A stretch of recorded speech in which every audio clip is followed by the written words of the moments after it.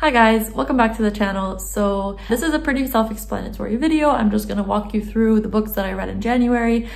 This has been an exceptionally good reading month. I don't usually read this much. I just want to disclaim that. The way that the structure of this video is going to go is that I'm going to start with the books that impacted me the least, and I will build my way up to the books that impacted me the most, and then I'll talk about what I'm currently reading, and that's about it. So coming out of last year, having read The Sirens of Titan by Kurt Vonnegut and like absolutely loving it, I decided that I would read more Kurt Vonnegut. And one of the things I also wanted to do this year was to reread more books and to just re-immerse myself in books that I have previously loved. And so one of the first books that I picked up this year was Galapagos by Kurt Vonnegut, and I am really sad to say that I didn't finish this one. I am not planning on finishing this one. It was just kind of disappointing.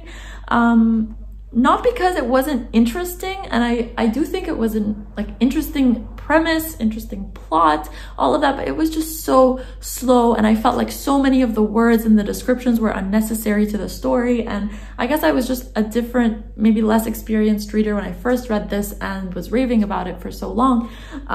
But yeah, I just couldn't really commit to reading 300 pages of this. I felt like it could easily have been 150 pages. And I read just under 100 pages and I just couldn't finish it. So that was disappointing. Another Kurt Vonnegut that I tried to read was his collection of short stories, Welcome to the Monkey House. And I read the first few stories, and to be honest, I'm not the biggest fan of short stories in general, but I decided to give it a try and it just wasn't for me. And this one I only read 50 pages, but I could tell like the same issues that were plaguing Galapagos for me were plaguing this short story collection, because I just felt like there were so many unnecessary words and it just wasn't worth it for me. So even though Kurt Vonnegut, I still believe, is a genius and he is kind of like a madman in terms of his ideas and his satire, I just disappointingly tried 2 of his books this year and neither of them really worked for me. And the only other book that I started that I didn't finish this year so far was Zen in the Art of Writing by Ray Bradbury. This is kind of a essay collection on creativity and specifically writing. And yeah, I had just heard so much about it, and I read like the first few essays, and honestly it felt like he was saying the same thing over and over. There was like advice in there, but it was really like interspersed between autobiographical accounts of his own writing and his own kind of experience publishing and things like that, and I wasn't super interested in that. And I also didn't love his own writing style, so it was just really hard for me to read and finish. Next are books that I really enjoyed, but they just didn't make like my top books of this month. I read so many books this month and these guys were good but not great, essentially. So the first of them was The End of the Fucking World by Charles Forsman. I mainly read this one because I didn't even realize it was a graphic novel. So this is a graphic novel and it's the Netflix series The End of the Effing World is based on. And I freaking love the Netflix series. I think it's such an interesting vibe, and this graphic novel is definitely weird and creepy and all of the things that the Netflix series is, but I mean, it wasn't as impactful as the Netflix series, obviously, because when you watch a show, there's, you know, real characters with emotions and voices, and there's a soundtrack, and there's a lot more going on than in the graphic novel. So, and I also don't read very many graphic novels, so I really don't know how to like rate this one. I thought the faces of the characters were kind of weird and expressionless, but also the characters themselves are generally like weird and expressionless. So again, I don't really know what to say about this one other than, did you know that this was a graphic novel? If you like the series, you should probably check it out and, you know, support the artist. Another book that I read that was like super hyped, and I've just heard so much about it in the last couple of years, it's just been everywhere, and it's because it won a bunch of awards and stuff, and that is Normal People by Sally Rooney. And to be honest, I didn't love it as much as I thought I would, mainly because it was overhyped, in my opinion. It's also like the way that she writes, she doesn't use any kind of punctuation for speech, and I just thought that was really weird and difficult to like get into at first. That being said, like she's really good at drawing you into the story, and I really did feel like compelled to keep reading the story, even though it was like really dark and really depressing, and it wasn't exactly like a jolly read in any way. The characters that it follows, Marianne and Connell, two Irish kids in college about to go to university, British terms, and they basically, it follows their relationship, and they kind of have a really messed up relationship, and they also have family issues. Marianne especially has like a lot of like trauma from her family and that kind of thing, so it does deal with like difficult topics, but I didn't really relate to the characters, their like inner monologues and their relationship. I just felt like it was really toxic, and it was interesting to see that written, and I think it was like really good representation for probably Irish school kids or something. It's just kind of fucked up in my opinion. On the front it says the most enjoyable novel of the year, and I definitely did not find this enjoyable. It is kind of short though, so you can kind of finish it in a few days. Anyway, the final kind of subpar book that I read this year, before we get into the stuff that I loved, is Flèche by Mary Jean Chan. Now, I saw this was recommended by Jen Campbell, and I tend to really trust her recommendations because she reads a lot of poetry, and she reads a lot of, this is a poetry collection by the way, she reads a lot of poetry, she reads a lot of like short fiction that is like super interesting and magical realism-esque, that kind of thing. So I thought like, this was her favorite poetry collection of last year, I've got to read it. I saw it in the bookstore, I was like, okay. And I'm not saying it's, again, I think this is a super well-written poetry collection. I think it deals with super interesting themes. I just didn't take much away from it. Like after I finished it, you know, I was thinking about it a little bit, but then a few days later, I had basically forgotten what it was about or like any of the imagery that was used in it and all of this. So I mean, it just wasn't very impactful to me personally. That being said, there are like super interesting themes, mainly post-colonial and post-war trauma and queerness and kind of bilingualism as well. So all those themes are like really interesting, and I think it's really important to uplift like queer women's voices, especially non-white queer women's voices. And I thought it was like just super interesting to hear her perspective, especially because she was from Hong Kong, I believe. And so I'd never read anything about someone with this background of experience, and to see her poetry and to read some of her thoughts on her upbringing, that was like super interesting. But yeah, I you know, it wasn't my favorite thing that I read. So okay, now we get into the super fun stuff. So actually the first book that I read this year, I started at the end of December and I finished it on the 4th of Jan or something, was The Elements of Eloquence by Mark Forsyth. This was a reread. I read it ages ago, and I'm so glad that I reread it, and I'm so glad that this was the first book that I read this year, because it is a book that basically talks about rhetoric and how to write, and how to read with an eye for how language is being used, and basically that's what rhetoric is. And Mark Forsyth is just such a talented writer.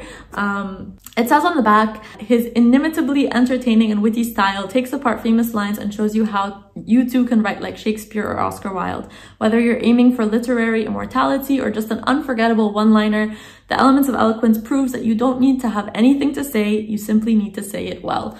And that's basically it. He basically brings in all these examples from all these different like areas of literature and canonical literature, and he picks out a specific tool that's used, and then he uses it himself, and usually in very comedic ways, to make his point. And I thought it was just so well done, so entertaining, like literally the best rhetoric book that is probably has ever been written. It's just so pleasant to read. He says in the introduction that Some people will tell you that great writing cannot be learned. Such people should be hit repeatedly on the nose until they promise not to talk nonsense anymore. And then he talks a lot about like Shakespeare and how he absolutely learned how to write. He was not just a genius. There's no such thing as a stroke of genius. Like, it's really craft, and it's something that you can master. And using this book, I believe you can definitely learn a lot about how language works, what things sound good to the ear in English specifically, and their origins and examples of them, and then how to use them yourself. So this is going to be like an essential reference book that I continue to come back to throughout this year. So yeah, he also has other books called the Etymologicon and the Horologicon, which explore like forgotten words in the English language and the origins of certain words of the English language. And I would love to like read those sound super interesting as well. The second book that I tackled this year, and I say tackled for a reason because this was a big boy. I read The Overstory by Richard Powers. This is a freaking phenomenal novel, all about trees of all things. Like, it's just, I don't know how to explain it. So basically it follows 9 characters who all have very different lives, and they come from very different backgrounds, and their stories start to weave together through trees. It's almost like the book has taken the perspective of trees, these like sentinels over humanity. They're almost like spirits throughout the book. Like you feel them as essences while you're reading, and the narration is just so good. The writing is so good. Like, he literally uses so many tools that were described in the Elements of Eloquence, and as I was reading this, I was like, oh my god, Richard Powers can write. I'm just gonna read you one quote as an example of this kind of writing, and hopefully it will convince you to read this book. People have no idea what time is. They think it's a line spinning out from 3 seconds behind them, then vanishing just as fast into the 3 seconds of fog just ahead. They can't see that time is one spreading ring wrapped around another, outward and outward, until the thinnest skin of now depends for its being on the enormous mass of everything that has already died. So yeah, that is like the quote of all quotes. Like, there are so many quotable lines in this book. There's so many just whole entire pages that I'm like, how did he do this? Like, how did he write this? This is absolutely incredible book. It's like 630 pages, so it will take you a while if you don't have a lot of hours to commit to reading it. But that being said, it is so readable. Like, as soon as I started it, I just didn't want to put it down. I mean, the other thing I have to say about it is it's so well written in terms of character and development and plot, and like literally every element of the book is superb. But because of that, and because of like the topic that he's writing about, which is specifically forests and deforestation in the 80s, because it's telling you this story from the perspective of trees and people who are really passionate about trees or have been really impacted in some way or another by trees, you start to have so much empathy for trees as beings, because they really are beings, and you learn so much about trees in this book, and you're so like committed to the cause that kind of develops throughout the novel. It's quite heartbreaking, which is not to say that it has like a bad ending or like it's going to, you know, break your heart, but it's just, it's so real. It tells you the truth. And throughout it, there's this theme of like transformation and how people become other things, and how like once you die, you become part of the universe and you can become kind of the fuel for new life. All of these like cyclical themes and cyclical stories, they hit on a certain truth that is really difficult to accept, which is mortality. I don't want to spoil the end. I mean, I won't even tell you anything about the plot. I haven't told you anything about the plot so far, other than it's about trees and there are 9 characters in it. Just read it and then leave in the comments your opinions about this book, because I like need someone to talk to about this book. It's so good. It's so good. Yeah, enough about the Overstory. I think I've convinced you to read it by now. Next up, I decided to read something a little bit less intense. I read a really short book. I actually listened to the audiobook of this book, and that is Conscious Brief Guide to the Fundamental Mystery of the Mind by Anaka Harris. This was such a good read. I really recommend the audiobook because the author narrates it, and she has just like a very clear way of writing and speaking and listening to her thoughts on this topic, which is one of my favorite topics in all of philosophy. It was just like a really well-rounded account, like super, super well expressed, well researched, a great jumping off point for future research. She talks all about different assumptions we have about consciousness and deconstructs them, and like tells you why conscious experience is not necessarily linked to the self, and conscious experience is not necessarily limited to human beings or even animals that are similar to us. You know, even trees can be considered conscious depending on how you arrive at a definition of consciousness.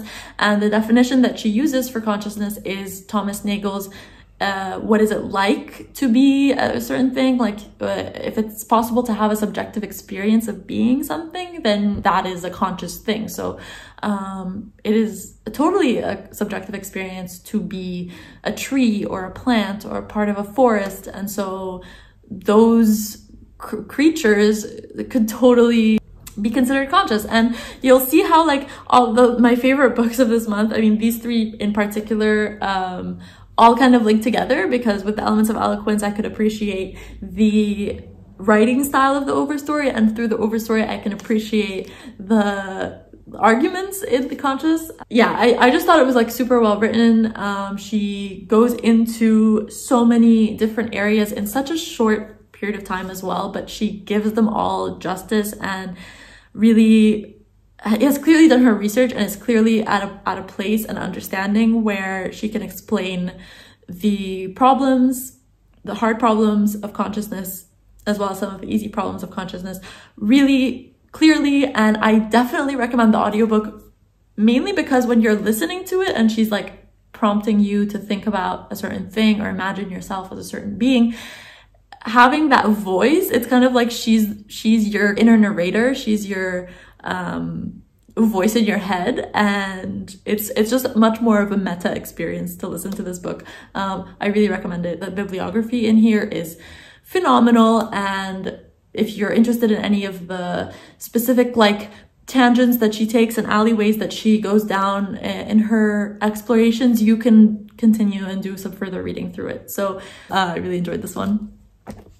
And finally, like the last book that I finished this month that I really enjoyed, that really made an impact, is Wedding Toasts I'll Never Give by Ada Calhoun. Now this was also a recommendation, and it's basically an autobiography, and I don't usually read autobiographies, but it's basically Ada's account of her marriage and also like what she wishes she could say to her friends who are getting married, essentially wedding toasts that she would never give because it would be inappropriate to be so brutally honest about marriage to her friends. And I just thought this was like a really well-written book, just really easy to read, a lot of super interesting anecdotes and really funny, and a lot of really good quotes, really well chosen quotes. Ada is actually a journalist, and so you can tell like she knows how to write.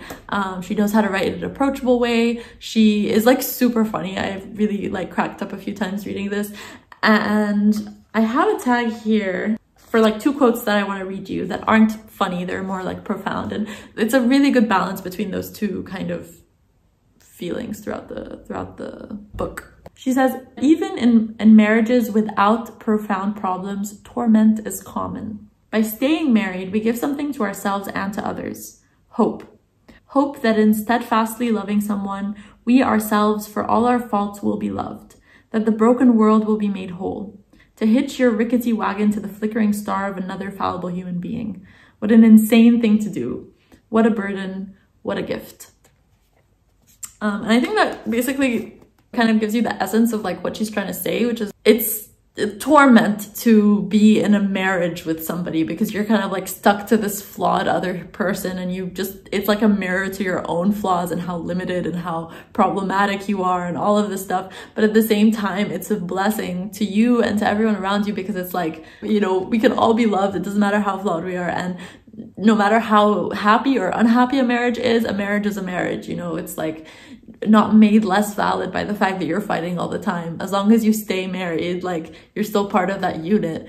That is like the building block of all of these other kind of more existential things. And I just thought it was like super interesting. I love some of her accounts of infidelity, because I thought that was like so honest about like what's going on in her mind and her husband's mind when either of them like contemplates cheating and when either of them does cheat, or, you know, just it was just super interesting to get like a really honest perspective on long-term relationships, like any long-term relationship, especially a marriage where it's like there's so much commitment there and there's already so many roots planted there. It's not something I would usually read, but I really enjoyed it. And that's kind of the theme of this year. I really want to be reading diverse books, things I wouldn't usually pick up. I want to like expand my reading further. And that was one of the reasons I picked up some of the books that I really didn't like this year that I decided not to finish. And even though I didn't super like them, I think it was beneficial to me to explore why I didn't like them, not just why I did like these other books.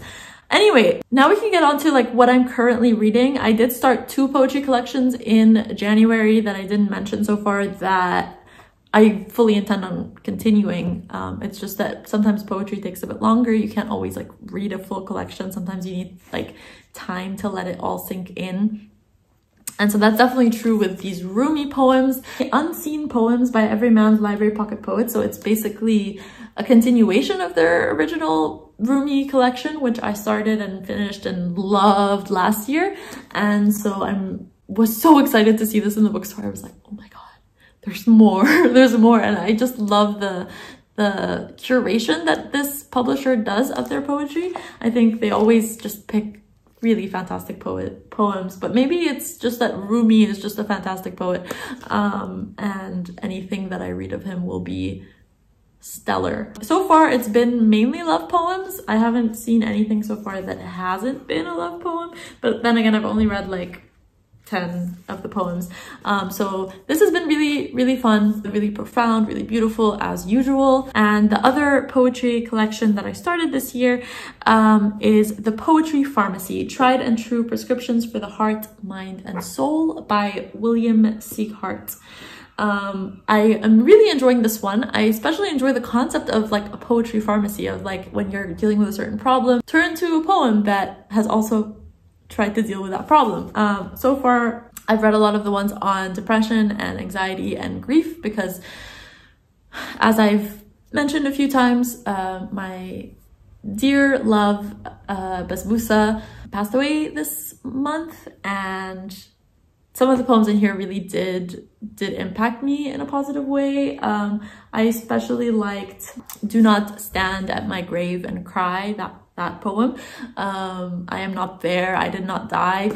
I thought that one was really poignant for what I was going through at the time. Also just recently picked it up and read Of Gravity and Light by John Burnside, and it makes me really want to read more John Burnside, and I do have a collection of his, so I might be picking that one up soon. And finally, the nonfiction book that I'm currently reading is How the World Thinks by Julian Baggini, A Global History of Philosophy. I am loving this book so much, and I am actually going to email one of my old professors and like send him this book as a recommendation, because I wish this was on my reading list during my philosophy degree. I really like, this is exactly what I wish I was reading as like a counter perspective to all of the Western philosophy that we were reading. I've only read like 52 pages and I've already learned so much about East Indian philosophy,